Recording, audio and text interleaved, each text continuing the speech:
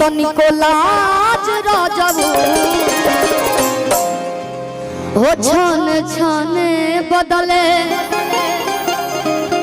अरे तोहरो मिजाज राजबू कि धोखेबाज राजबू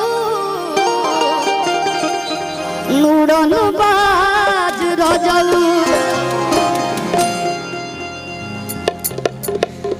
कि खाके पान जोनी जान तू मारो अभी से अपन रहन सुधारो कि तहरा न बाटे तनिको लाज राजबू जानतनी ई के कहेला जवन मर्द अपना मेहरारू के बड़ा दुलार करे लेकिन तनी देर खाती अगर तनी सु डपट के बोल दी खिसिया के बोल दे मेहरारू कही